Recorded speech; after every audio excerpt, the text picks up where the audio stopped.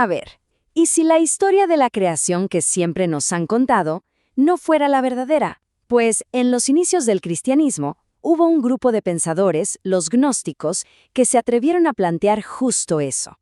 Desafiaron los cimientos de la fe con una versión prohibida de nuestros orígenes. En el análisis de hoy vamos a seguirle la pista a una especie de misterio cósmico. Arrancamos con la idea de una creación defectuosa. Luego nos metemos de lleno en el mito gnóstico para entender sus orígenes. Después, descubrimos qué es esa chispa divina que decían que llevamos dentro, y cómo el conocimiento, la gnosis, era la llave para escapar. Y para terminar, la increíble historia de cómo se perdieron y se reencontraron estas escrituras. Bueno, vamos al punto de partida. Todo comienza con un problema fundamental que los gnósticos querían resolver. Esta es la gran pregunta, ¿no? Si un Dios que es pura perfección y bondad creó todo, ¿por qué el mundo está tan lleno de sufrimiento, de ignorancia, de maldad? Este dilema es lo que abrió la puerta a una explicación de la realidad que era, bueno, totalmente radical. Y es aquí donde la cosa se pone realmente interesante. Veamos la respuesta tan impactante que ofrecieron los gnósticos a este problema.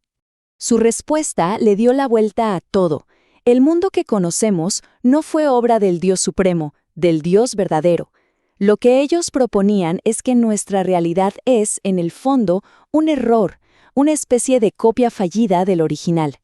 Para los gnósticos, el arquitecto de nuestro mundo material no era la deidad suprema, sino este ser inferior y defectuoso, el demiurgo. A veces lo llamaban Sakla, que en arameo significa Dios ciego. Y esa ceguera no era solo física, era un ser arrogante, ignorante, que creía equivocadamente que él era el único y verdadero Dios. Miren, esta imagen es fascinante. Es básicamente un mapa de todo el drama cósmico gnóstico. Si lo seguimos, vemos al creador imperfecto en la cima, a la humanidad atrapada aquí abajo en su creación, y finalmente el camino de salida, la ruta de escape de vuelta a casa. La historia de la creación gnóstica es como una obra de teatro en 4 actos. Primero, todo surge de un universo espiritual, perfecto.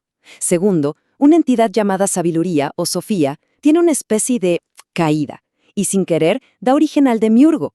Tercero, este demiurgo ignorante crea el mundo material y nos encierra aquí, pero con una pequeña chispa divina dentro. Y cuarto, un Salvador baja desde el mundo espiritual con el conocimiento secreto para despertarnos y guiarnos de regreso. Y esto nos lleva a la condición humana según los gnósticos, la idea de que, en realidad, somos prisioneros en esta creación. Para ellos, el cuerpo no era un templo sagrado, para nada. Era una jaula, una prisión, una cadena, o, como decían a veces, una simple prenda que aprisiona nuestra verdadera esencia espiritual. Y dentro de esta cárcel corporal se encuentra una chispa divina. Esa es nuestra verdadera identidad. Un fragmento del mundo espiritual perfecto que el demiurgo, en su ignorancia, le robó a su madre, Sofía, la sabiduría, y lo encerró aquí, en la materia. Es más, el mito gnóstico proponía una división fundamental en la humanidad.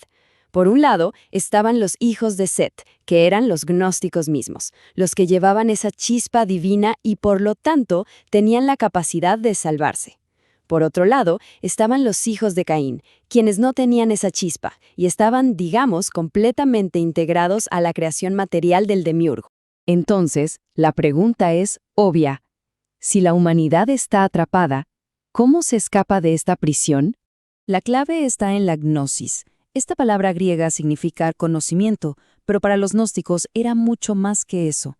No se trataba de saber cosas, sino de una familiaridad directa, una experiencia personal y secreta con lo divino.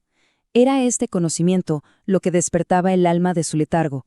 O sea, la salvación no venía por la fe o las buenas obras, sino por este conocimiento revelado.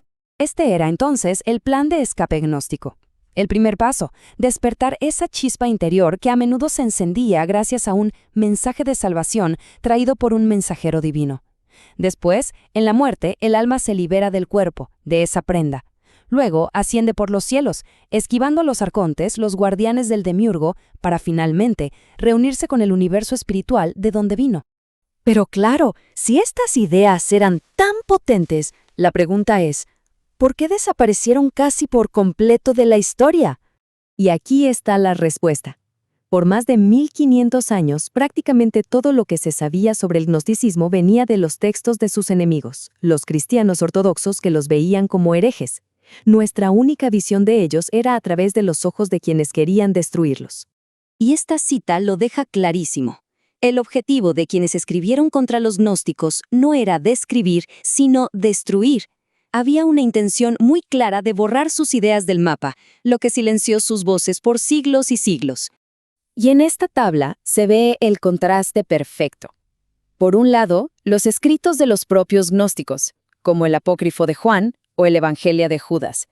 Y por el otro, los textos de sus oponentes, con títulos tan directos como Contra las herejías. Dos caras de una misma moneda, pero una se ocultó por completo. La historia de cómo sobrevivieron es increíble. Fíjense en la línea de tiempo. Cerca del año 150, el gnosticismo está en su apogeo. Para el 350, sus textos ya son considerados herejía y alguien los entierra en una vasija en el desierto de Egipto, seguramente para salvarlos. Y ahí se quedan, olvidados, hasta que, por pura casualidad, en 1945, un campesino local llamado Muhammad Ali al-Samán encuentra la vasija. 1600 años después. El hallazgo de Nag Hammadi es un recordatorio de que la historia, muchas veces, le escriben los que ganan, y nos deja con una pregunta que da un poco de vértigo. Si estos textos sobrevivieron por un simple golpe de suerte, ¿cuántas otras historias, cuántas otras visiones del mundo se habrán perdido para siempre en las arenas del tiempo?